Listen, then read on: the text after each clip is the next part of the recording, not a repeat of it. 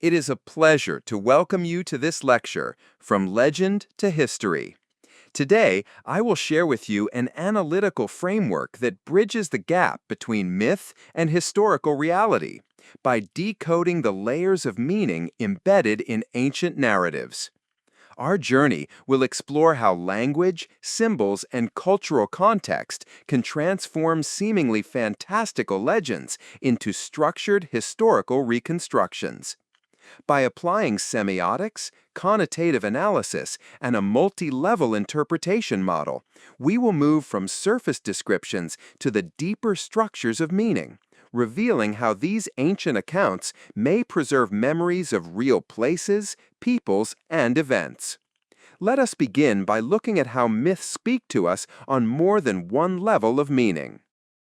This slide now delves even deeper into the process of decoding narrative, symbols, or evidence by exploring how meaning in myths operates at a second level, just as described by the semiotician Roland Barthes. Barthes explained that myths are built on what he called a second-order semiological system. In this system, the first order is the straightforward literal meaning, the direct relationship between a word, signifier, and what it points to, signified. The second order is where things become truly interesting. The original sign, with its literal meaning, itself becomes a new signifier, which points to a broader, cultural, or symbolic meaning, a connotative meaning. For Barthes, myths are not lies or fantasy. They are ways in which cultures communicate values, beliefs, and worldviews. They are rooted in and cannot be separated from their physical and social contexts. So, when a culture talks about an island, for example, the word may also evoke ideas of isolation, paradise, exile, or lost knowledge, depending on the cultural context. In a text, we encounter many words, images, and stories that are more than what they seem at first glance. They have second-order meanings shaped by the worldview and the broader cultural context in which they were shared.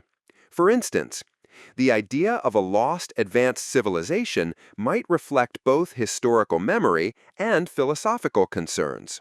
Physical descriptions in the myth could be symbolic of social or moral structures. So, my approach draws on Barthes' theory by asking, what social or historical context shaped narrative? What connotative meanings would these terms have carried for the audience? How do these second-order meanings guide us to the underlying archetypes and potentially to real historical events or places? In this slide, I'd like to clarify the full semiotic framework I use in my research, now going beyond the second order to include what Barthes described as the third order of signified. I treat a research object not as a simple object, but as a structured object, symbolized by a set of assembled puzzle pieces. Each puzzle piece represents a connotative meaning, or a second-order signified. These are the rich, cultural, symbolic meanings extracted from signatures of the research object, not just the literal interpretations. But here's the next step. When all these connotative meanings, these second-order signifieds, are assembled into a single coherent structure, the assembled puzzle, the result is itself a new sign at a higher level. This whole structured object becomes what Barthes would call a third-order signified. First order, the literal meaning. For example, island equals land surrounded by water. Second order, the connotative meaning. For example, island equals place of mystery, isolation, sacredness. Third order, the full assembled myth or structured object. For example, Atlantis as a cultural archetype, an encoded memory of a lost civilization, a synthesis of many properties and meanings. In this puzzle model, the properties of a research object, the second-order signifieds, are like individual pieces of a large, complex puzzle. Each puzzle piece represents a different aspect, clue, or meaning extracted from narrative, decoded through the methods we discussed earlier. At first, each piece by itself may seem insignificant or incomplete. But as more pieces are identified and properly placed, the connections between them become clear, and a bigger picture begins to emerge. When enough pieces are assembled, they form a coherent image, the completed puzzle. This assembled picture is not simply a random collection of fragments. It represents a new, higher-level meaning, a third order signified. In this context, the completed puzzle stands for the fully reconstructed, structured object as described by the narrative, depicted by the symbols, or shown by the evidence, and decoded through my research. As we move forward, keep this image in mind.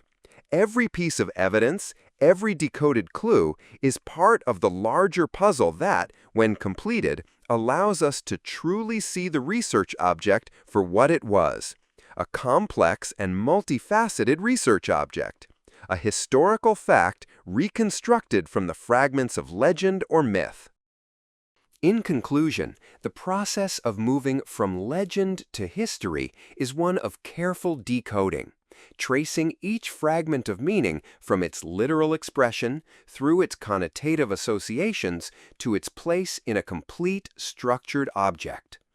This approach respects both the poetic depth of myth and the factual rigor of historical analysis, allowing us to see ancient narratives not as mere fiction, but as layered records of human memory. By assembling the puzzle pieces, linguistic, symbolic, and contextual, we can reconstruct a coherent image of the past that is richer and more accurate than any single fragment alone could provide. Thank you for your attention, and I hope this perspective inspires you to re-examine familiar legends with fresh curiosity and an open, analytical mind.